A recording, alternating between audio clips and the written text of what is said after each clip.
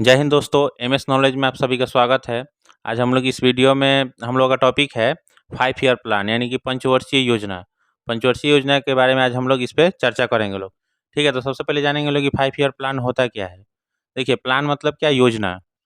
योजना हुआ कि मतलब 5 साल के लिए कोई भी सरकार मतलब पूर्व में क्या करती है, किस क्षेत्र में विकास करना है उसकी योजना बनाती है कि हमें किस क्षेत्र में विकास करना है। जैसे प्रथम पंचवर्षीय योजना में लक्ष्य था ना कि कृषि का विकास करना, वैसे ही मतलब होता है पहले ही मतलब 5 वर्ष जो भी कार्य करना है 5 वर्ष के लिए पूर्व में ही मतलब योजना बना लिया जाता है कि हमें इस क्षेत्र में विकास करना है या इस क्षेत्र में हमें प्रमुख रूप से बल देना है। ठीक है, तो चलिए शुरू करते हैं लोग। देखिए, पंचवर्षीय योजना की शुरुआत हुई थी 1 अप्रैल 1951 में। ठीक है, और योजना आयोग के अध्यक्ष कौन होते हैं? प्रधानमंत्री। हाँ, प्रधानमंत्री क्या होते हैं इसके? सदैव अध्यक्ष होते हैं। ठीक है, चलिए तो चर्चा करते हैं इसके बारे में। प्रथम पंचवर्षीय योजना, इसका कार्यकाल था 1 अप्रैल 1951 से 1956 तक। ठीक है, यह किस मॉडल पर आधारित था? हेराल्ड डोमन मॉडल पर आधारित था। और मुख्य रूप से इसमें किस चीज पर फोकस किया गया? हाँ, इसका उद्देश्य क्या था? कृषि का विकास करना। ठीक है, उस टाइम प्रधानमंत्री कौन थे? पंडित जवाहरलाल नेहरू। पंडित जवाहरलाल नेहरू। ठीक है, यह सबसे सफल योजना रहा था। और द्वितीय पंचवर्षीय योजना का कार्यकाल क्या था? 1956 से 1961 1956 से लेकर 1961 तक। यह किस मॉडल पर आधारित था? PC Mahalanobis. PC Mahalanobis model पर आधारित था। शास्त्री भी थे। हाँ, उसके बाद इसमें है, देखिए इसमें मुख्य उद्देश्य क्या रखा गया? इसमें प्रमुख रूप से किस चीज पर फोकस किया गया? हाँ, भारी रूप से क्या? उद्योगों का विकास करना। जैसे इसमें हुआ था दुर्गापुर स्टील प्लांट का हुआ था निर्माण ब्रिटेन के सहयोग से पश्चिम बंगाल में। दुर्गापुर स्टील प्लांट का निर्माण कहाँ हुआ था? पश्चिम बंगाल में। ठीक है, किसके सहयोग से? तो ब्रिटेन के सहयोग से। और भिलाई इस्पात कारखाना का निर्माण हुआ था छत्तीसगढ़ में सोवियत संघ के सहयोग से यानी कि रूस के सहयोग से। ठीक है, उसके बाद राउरकेला में हुआ, राउरकेला इस्पात, हाँ राउरकेला इस्पात कारखाना का निर्माण हुआ था कहाँ? जर्मनी के सहयोग से उड़ीसा में। ठीक है, तो तीनों याद रखना है, ब्रिटेन के सहयोग से दुर्गापुर और रूस के सहयोग से भिलाई और जर्मनी के सहयोग से राउरकेला। ठीक, यह किस मॉडल पर था? तो पीसी महालनोबिस मॉडल पर। उस टाइम प्रधानमंत्री कौन था? पंडित जवाहरलाल नेहरू। पंडित जवाहरलाल नेहरू ही थे, यानी कि पंडित जवाहरलाल नेहरू ही क्या थे? योजना आयोग के अध्यक्ष थे। ठीक, तीसरी पंचवर्षीय योजना 1961 से लेकर 1966 तक, मतलब 5-5 साल बढ़ाते जाना है। ठीक है, 1961 से लेकर 1966 तक। इसमें उद्देश्य क्या था? कृषि और औद्योगिकरण दोनों था, लेकिन ये असफल हो गया था। इसके असफल का मुख्य कारण था दो बार युद्ध हो गया। 62 में भारत चीन युद्ध हुआ था, 62 में, और 65 में हो गया था पाकिस्तान और भारत युद्ध, इसीलिए और साथ में मतलब सूखा भी पड़ा था, बारिश उस टाइम नहीं हुआ था। ठीक है, तो इसी कारण यह सबसे असफल रहा। भारत चीन युद्ध, भारत पाक युद्ध, और असफलता का एक और कारण था कि मतलब सूखा पड़ जाना। ठीक है, तो इसके कारण ये क्या हुआ? असफल योजना रहा था। यह किस मॉडल पर आधारित था? तो जॉन सैंडी और एस चक्रवर्ती मॉडल पर आधारित था। जॉन सैंडी एस चक्रवर्ती मॉडल पर आधारित था तृतीय पंचवर्षीय योजना। ठीक है, इसका कार्यकाल 1961 से लेकर 66 तक था। ठीक, और मुख्य उद्देश्य कृषि और उद्योगों का विकास करना था, और यह सबसे असफल योजना था, याद रखना है। ठीक, देखिए अब इसके बाद क्या हुआ कि मतलब चौथी पंचवर्षीय योजना ना लाकर 3 वर्ष का योजना अवकाश हो गया। योजना अवकाश का मतलब क्या होता है? एक साल के लिए किया गया। हाँ, एक साल के लिए किया गया, लेकिन योजना अवकाश का मतलब इसमें क्या हुआ? देखिए क्या हुआ था कि तृतीय पंचवर्षीय योजना में भारत चीन युद्ध हुआ, भारत पाकिस्तान युद्ध हुआ, सूखा पड़ गया, जिसके कारण क्या हुआ? तृतीय पंचवर्षीय योजना मतलब असफल रहा। ठीक है, यानी कि जो लक्ष्य था वो तो मतलब कार्य हुआ ही नहीं। ठीक, तो चतुर्थ पंचवर्षीय योजना ना लाकर 3 वर्ष का क्या रखा गया? योजना अवकाश रखा गया। ठीक है, या ताकि मतलब क्या, तीसरी पंचवर्षीय योजना में जो कार्य मतलब बचा हुआ था, मतलब पूर्ण नहीं हो पाया, उसको पूरा करने के लिए मतलब ये अवकाश लिया गया। ठीक, जो कि मतलब प्रत्येक वर्ष के लिए लिया गया। देखिए इसके बारे में हम बता देते हैं थोड़ा सा डिटेल में। ये रहा था 3 वर्ष के लिए रहा था ना, 66 से लेकर 69 तक। तो देखिए योजना अवकाश के बारे में थोड़ा समझ लीजिए। चीन और पाकिस्तान से युद्ध एवं वर्षा ना होने के कारण तृतीय पंचवर्षीय योजना अपना लक्ष्य प्राप्त करने में असफल रही। ठीक, जिसके कारण चौथी योजना 3 वर्ष के लिए स्थगित करके, मतलब 3 वर्ष के लिए क्या स्थगित कर दिया गया, नहीं लाया गया चौथी पंचवर्षीय योजना। इसके स्थान पर एक पंचवर्षीय योजना लागू की गई। ठीक है, और इस अवधि को योजना अवकाश कहा जाता है। ठीक है, तो इसको ध्यान में रखिएगा। आगे देखते हैं लोग। चौथी पंचवर्षीय योजना, इसका कार्यकाल कब से कब तक था? बीच में तो ये तीसरा के बाद बीच में तीसरी पंचवर्षीय योजना के बाद 3 वर्ष के लिए योजना अवकाश था, 66 से 69 तक। ठीक, यानी कि कब से शुरू होगा? 69 से लेकर 74 तक। ठीक, चौथी पंचवर्षीय योजना का कार्यकाल 69 से 74 तक। इसमें मुख्य उद्देश्य क्या था? औद्योगिक विकास एवं गरीबों के उन्मूलन करना। ठीक है, यानी कि अस्थायित्व के साथ क्या विकास प्लस क्या था? आर्थिक आत्मनिर्भरता।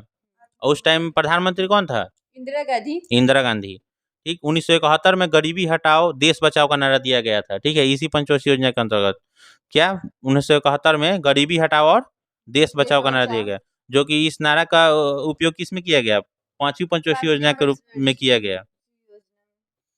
ठीक है, 69 में 14 बैंकों का राष्ट्रीयकरण भी हुआ था, इसको भी बता दीजिए। हाँ, 1969 में ही 14 बैंकों का राष्ट्रीयकरण भी हुआ था। तो याद रखिएगा लोग, टॉपिक है इसमें भी।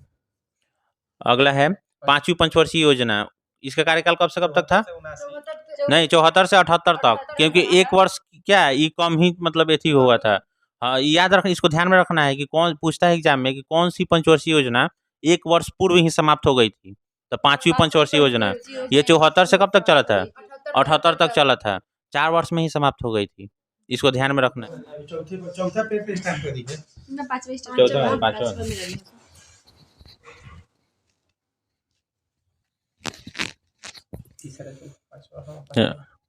अगला है 5वीं पंचवर्षीय योजना।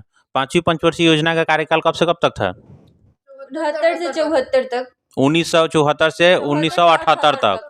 ठीक है, 5वीं पंचवर्षीय योजना का कार्यकाल 1974 से लेकर 1978 तक था। ठीक, यह 1 वर्ष पूर्व ही समाप्त हो गया था। एग्जाम में पूछ लेता है कि कौन सी पंचवर्षीय योजना 4 वर्ष ही चली थी या 1 वर्ष पूर्व ही समाप्त हो गई। ठीक है, तो 5वीं पंचवर्षीय योजना है, इसका कार्यकाल 1974 से लेकर 1978 तक था। ठीक, यह 4 साल में क्या हो गए थे? 4 साल ही चला था। इसका मुख्य उद्देश्य क्या था? गरीबी उन्मूलन और आत्मनिर्भरता। उस टाइम प्रधानमंत्री कौन था? इंदिरा गांधी। ठीक, छठी पंचवर्षीय योजना, इसका कार्यकाल देखिए, इसके बाद 5वीं के बाद भी क्या हुआ था? 2 वर्ष के लिए अनवरत योजना या योजना अवकाश था। ठीक, 2 वर्ष के लिए, कब तक? 79 और 80 तक। फिर 80 से शुरू हुआ। छठी पंचवर्षीय योजना का कार्यकाल कब से था? 80 से लेकर 85। इसका उद्देश्य था गरीबी उन्मूलन और रोजगार में वृद्धि करना। उस टाइम प्रधानमंत्री इंदिरा गांधी थी। 7वीं पंचवर्षीय योजना, इसका कार्यकाल था 1985 से लेकर 1990 तक। ठीक है, इसका उद्देश्य क्या था? तो अनाज की उत्पादकता में वृद्धि करना। ठीक है, और साथ ही रोजगार के अवसर सृजित करना। ठीक है, आत्मनिर्भरता भी इसकी क्या थी? लक्ष्य थी मुख्य रूप से। और इसमें था कि न्याय पर आधारित सामाजिक प्रणाली की स्थापना करना। उस टाइम भारत के प्रधानमंत्री कौन थे? 1985 से 90 के बीच में राजीव गांधी। ठीक, उसके बाद क्या हुआ? 7वीं पंचवर्षीय योजना के बाद 2 वर्ष के लिए क्या था? योजना अवकाश रहा। ठीक, और फिर उसके आगे है 8वीं पंचवर्षीय योजना। 8वीं पंचवर्षीय योजना का कार्यकाल 1992 से लेकर 1997 तक। और इसका उद्देश्य क्या था? उद्योगों का आधुनिकीकरण और विकास करना। ठीक, और प्रधानमंत्री कौन थे उस टाइम? पीवी नरसिम्हा राव। उसके बाद है 9वीं पंचवर्षीय योजना। इसका कार्यकाल इधर का जितने मतलब पंचवर्षीय योजना है, देखिए मुख्य रूप से है जो प्रथम हो गया, द्वितीय, तृतीय, 4th और 5, मतलब ये सब क्या है, इसमें थोड़ा सा डिटेल में देखना है। और बाकी आगे है कि कार्यकाल मतलब उनका याद रहना चाहिए। पूछ देता है कि मतलब 7वीं पंचवर्षीय योजना का कार्यकाल कब से कब तक था, ऑप्शन दे देता है, ऐसे पूछ देता है। या पूछ देगा कि इस टाइम उस टाइम मतलब प्रधानमंत्री कौन था, ऐसे भी दे देता है। हाँ, या मुख्य रूप से मतलब इस पंचवर्षीय योजना का उद्देश्य क्या था। ऐसे तो खास करके मतलब दूसरा, तीसरा, चौथा ही मतलब मुख्य रूप से पूछता है, लेकिन ध्यान रखना है। ठीक, हम इम्पोर्टेंट जो है उसी को हम लोग चर्चा कर रहे हैं लोग। 8वीं पंचवर्षीय योजना का कार्यकाल 1992 से लेकर 97 तक। उद्योगों का आधुनिकीकरण करना। और प्रधानमंत्री कौन था? पीवी नरसिम्हा राव। उसके बाद है 9वीं पंचवर्षीय योजना 1997 से लेकर 2002 तक। ठीक, इसका उद्देश्य था समानता के साथ विकास करना, यानी कि न्यायपूर्ण क्या करना? विकास करना। न्यायपूर्ण मतलब न्यायपूर्ण, हाँ, विकास करना। समानता के साथ न्यायपूर्ण विकास करना। तो बोल सकते हैं सामाजिक न्याय तथा सामाजिक के साथ विकास। हाँ, वही समानता के साथ विकास। हाँ, न्यायपूर्ण विकास करना समाज। समानता के साथ विकास। आगे है 10वीं पंचवर्षीय योजना 2002 से लेकर 2007 तक। इसका उद्देश्य क्या था? तीव्र एवं संतुलित देखिए, देश में गरीबी और बेरोजगारी समाप्त करना। देश में क्या? बेरोजगारी और गरीबी और बेरोजगारी को समाप्त करना तथा अगले 10 वर्ष प्रति व्यक्ति आय को क्या करना? पर कैपिटा इनकम को दुगुना कर देना। इसका मतलब प्रति आप व्यक्ति बोल आय को सकते हैं दुगुना तीव्र कर देना। विकास। हाँ। उसके बाद है उस टाइम प्रधानमंत्री कौन था? तो अटल बिहारी आगे है 11वीं पंचवर्षीय योजना। इसका कार्यकाल 2007 से लेकर 2012 तक है। ठीक है। इसका मुख्य उद्देश्य क्या है? व्यापक एवं तीव्र समावेशी विकास। ठीक है। उस टाइम प्रधानमंत्री कौन थे 11वीं पंचवर्षीय योजना के दौरान? मनमोहन सिंह। हाँ।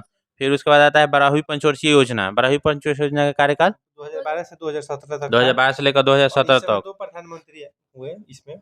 हाँ, इसके अंतर्गत दो हुए। मनमोहन सिंह, दूसरा हुआ नरेंद्र मोदी। हाँ, इसका उद्देश्य पहले क्या था कि सालाना 10% की आर्थिक विकास दर हासिल करना और स्वास्थ्य और शिक्षा का विकास करना। ठीक है। उस टाइम प्रधानमंत्री मनमोहन सिंह थे। ठीक, जो 2 साल के बाद हट गए। हाँ। उसके बाद क्या होता है कि योजना आयोग के स्थान पर जब मनमोहन सिंह का सरकार खत्म होता है, किसका सरकार आता है? नरेंद्र मोदी का सरकार आता है। यानी कि 1 जनवरी 2015 को नीति आयोग की जगह पर क्या? सॉरी, योजना आयोग के स्थान पर क्या? नीति आयोग गठन किया गया। कब? 1 जनवरी 2015 को।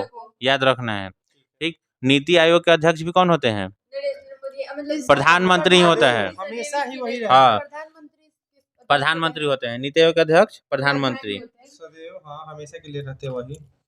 देखिए, इसमें है कि मतलब 12वीं पंचवर्षीय योजना का कार्यकाल 2012 से लेकर 17 तक था, परंतु बीच में क्या हुआ? नीति आयोग 1 जनवरी 2015 को मंत्रिमंडल के एक प्रस्ताव के तहत योजना आयोग की जगह एक नई संस्था, जिसे राष्ट्रीय भारत परिवर्तन संस्थान यानी कि national institution for transforming India, जिसे हाँ कहा गया, या अस्तित्व में आई। ठीक। और इसे किस नाम से जानते हैं? National institution for transforming India को नीति आयोग के नाम से। ठीक है। इसके प्रथम अध्यक्ष कौन थे नीति आयोग के? नरेंद्र मोदी। नीति आयोग के प्रथम उपाध्यक्ष नहीं, प्रथम उपाध्यक्ष अरविंद पनगढ़िया। प्रथम उपाध्यक्ष, और पूछ लेता है नीति आयोग के प्रथम अध्यक्ष तो नरेंद्र मोदी ही थे, और वर्तमान में भी कौन है? नरेंद्र मोदी ही है। लेकिन नीति आयोग के प्रथम उपाध्यक्ष अरविंद पनगढ़िया। ठीक है। और वर्तमान में कौन है? डॉक्टर सुमन के बेरी। वर्तमान में डॉक्टर सुमन के बेरी। ठीक। और ये भी पूछ लेता है कि नीति आयोग के प्रथम सीईओ कौन थे? तो अमिताभ कांत। ठीक है। और वर्तमान में कौन है? परमेश्वरम अय्यर। ठीक है दोस्तों, अगर ये वीडियो पसंद है तो प्लीज लाइक शेयर और सब्सक्राइब कीजिएगा। जय हिंद।